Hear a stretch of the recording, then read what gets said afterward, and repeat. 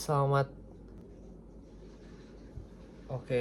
pagi, Bapak dosen, Bapak Tamsir, dan semuanya. Hari ini saya ingin membahas sesuatu yang menarik sih ya, yaitu tentang bagaimana teknologi keren seperti Cloud ERP itu bisa membantu organisasi kemanusiaan ya, biar bekerja lebih baik lah gitu. Nah, saya mengambil referensi dari jurnal tahun 2025 karya Ahmed dan Al-Sakaf. Nah, fokusnya itu studi kasus di International Rescue Committee (IRC) yang beroperasi di Yaman. Jadi judulnya adalah Optimizing Cloud ERP in Non-Profit Organization. Jadi kita bakal lihat bagaimana sistem digital bisa tetap jalan dan bermanfaat bagi masyarakat di sana, bahkan di tengah kondisi konflik yang serba sulit, karena Yaman itu daerah perang ya gitu.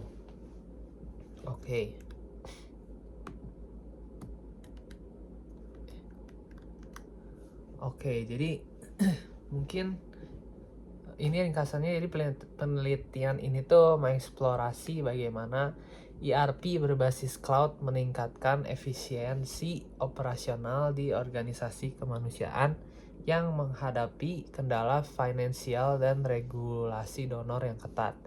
Jadi sebelum masuk ke intinya, mungkin saya jelasin dulu soal NPO ya sebutannya. Jadi NPO itu adalah non-profit organization. Jadi gampangnya, ini adalah organisasi yang nggak cari untung gitu, tapi cari dampak sosial seperti membantu korban perang atau korban-korban bencana. Nah, IRC di jurnal ini adalah contohnya. Mungkin kita mikir, emang apa susahnya sih kelola NPO? Ternyata lebih ribet dari perusahaan biasa tahu. Jadi pertama soal laporan ke donor misalnya. NPO itu pakai uang sumbangan donor. Jadi setiap uang, anggapnya setiap rupiah gitu, harus jelas laporannya. Jadi si uang itu tuh larinya kemana gitu, nggak boleh ada meleset sedikit pun. Nah, kedua, aturannya ketat. Tiap donor itu punya aturan main yang berbeda-beda. Kalau nggak tertib ya bantuannya bisa di stop, donornya bisa stop gitu aja gitu.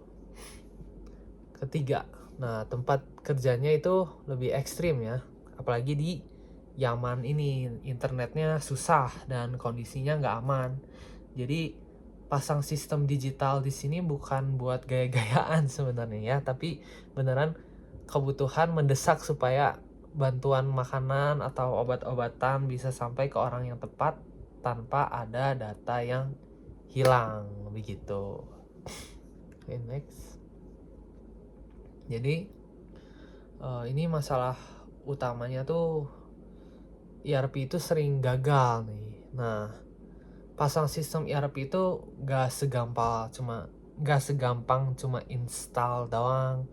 Jadi jurnal ini tuh kasih tahu fakta kalau 58% implementasi ERP ini tuh kemahalan, over budget gitu. Dan 53% itu molor dari jadwal gitu. Buat NPO ini bahaya banget.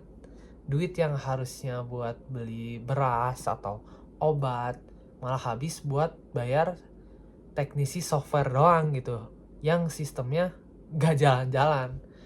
Makanya penelitian ini tuh mau cari tahu gimana sih caranya supaya NPO gak buang-buang uang pas mau go digital gitu. Begitu. Jadi kalau dilihat di sini, konteks NPO gitu, organisasi nirlaba IRC beroperasi di lingkungan kompleks dengan anggaran terbatas. Sistem administrasi lama seringkali terfragmentasi dan tidak real time. Statistik kegagalan tuh Secara historis 58% implementasi ERP melebihi anggaran. 53% terlambat dan banyak yang gagal mencapai target strategi gitu. Nah, ini landasan teorinya. Jadi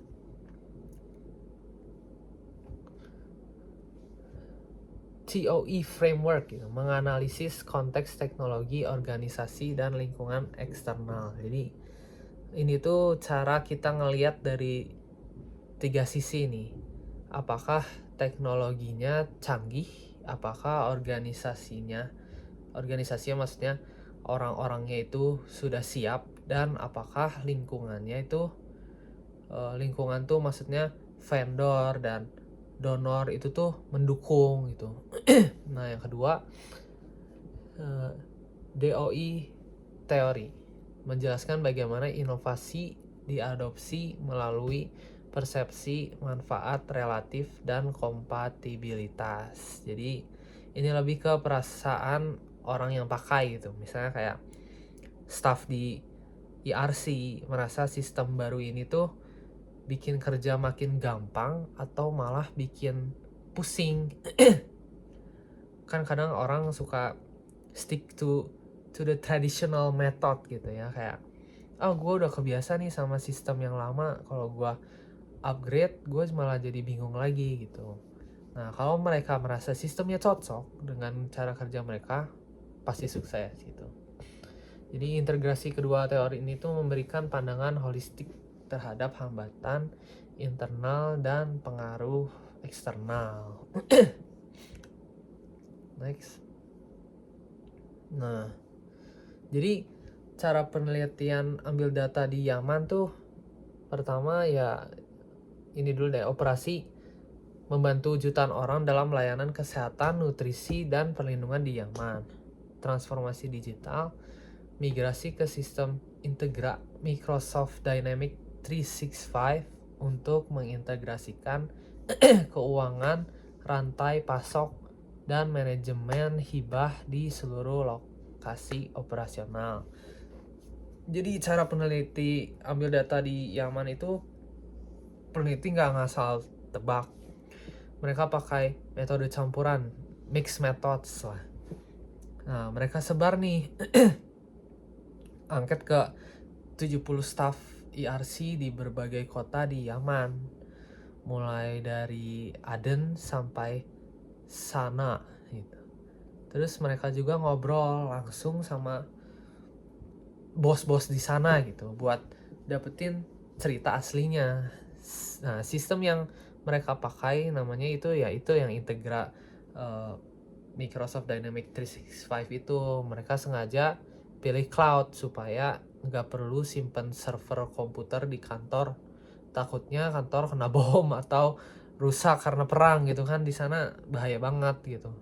Jadi mending langsung di cloud aja, jadi datanya aman di cloud asal ada koneksi internet, itu yang paling penting sih. Okay. Nah, lanjut metodologi mixed methods-nya. Nah, ini yang tadi saya bilang, ini kuantitatif survei terhadap 70 staff di Departemen Keuangan, Logistik, dan IT, dan berbagai cabang lainnya. Aden, Sana, dan lain-lain.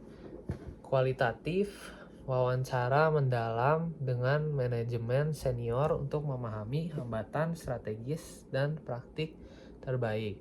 Nah, analisis datanya menggunakan alat statistik SPSS untuk uji korelasi, hipotesis, dan analisis tematik untuk data kualitatif gitu.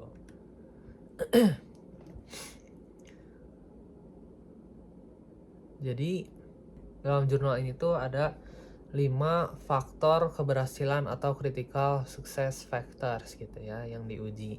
Yang pertama itu komitmen manajemen puncak, jadi top manajemen support lah sejauh mana pemimpin itu memberikan sumber dayanya. Yang kedua, kompatibilitas sistem ERP. Apakah sistem ini tuh cocok dengan kebutuhan unik non-profit organization gitu.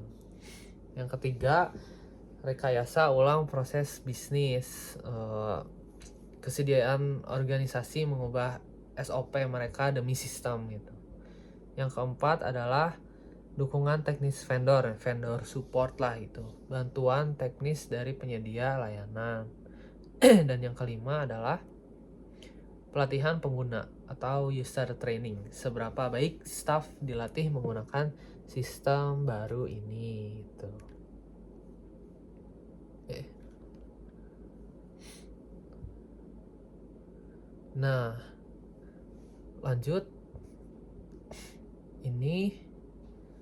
Ini tuh inti dari penelitian ini, mari kita bedah nih. Jadi hasilnya berdasarkan nilai korelasi R. Faktor pertama yang paling dominan adalah dukungan vendor dengan nilai R sebesar 0,704. 0,704. Nah, temuan ini sangat menarik nih karena biasanya di sektor bisnis tuh dukungan manajemen adalah yang utama.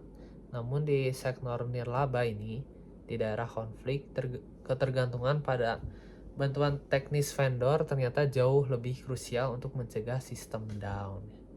Yang kedua, dukungan manajemen puncak mencapai R 0,682. Peneliti menemukan bahwa komitmen pemimpin sangat berpengaruh dalam mengalokasikan anggaran dan motivasi staf nih.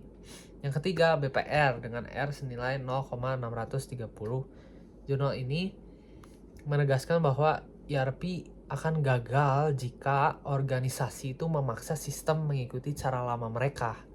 Organisasi itu harus rela melakukan rekayasa ulang proses bisnis mereka agar sesuai dengan standar sistem gitu.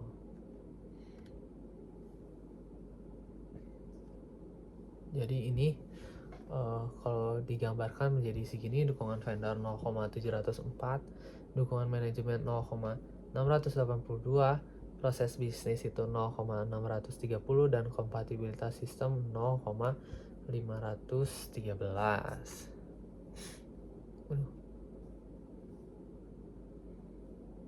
Nah, selanjutnya jadi next, hambatan implementasi ya. Jadi kompleksitas migrasi data itu 40% responden menganggap transfer data lama ke sistem baru sangat sulit. Nah, yang kedua, resistensi terhadap perubahan. Pengguna merasa sistem baru awalnya memperlambat kerja 31,4% isu efisiensi. Biaya awal, investasi besar pada lisensi dan infrastruktur teknis. Yang keempat, keamanan dan kepatuhan, kekhawatiran akan integritas data donor. Jadi rekomendasi untuk NPO, yang pertama, optimasi data, gunakan protokol migrasi yang detail untuk validasi data guna mencegah error integrasi. Yang kedua, custom training, pelatihan berbasis skenario yang disesuaikan dengan peran pengguna. Yang ketiga, monitoring KPI, gunakan dashboard analitik untuk melacak performa sistem secara berkala pasca implementasi. Nah, sebagai penutup, studi kasus ERC Yemen ini membuktikan bahwa Cloud ERP adalah alat yang sangat kuat untuk organisasi nirlaba jika dikelola dengan benar. Keberhasilan implementasi bukan hanya tentang memilih software yang mahal, tapi tentang membangun sinergi antara dukungan manajemen, kesiapan staf untuk berubah, dan kemitraan yang kuat dengan vendor. Demikian presentasi saya mengenai optimalisasi ERP di sektor nirlaba. Semoga bermanfaat bagi kita semua. Terima kasih.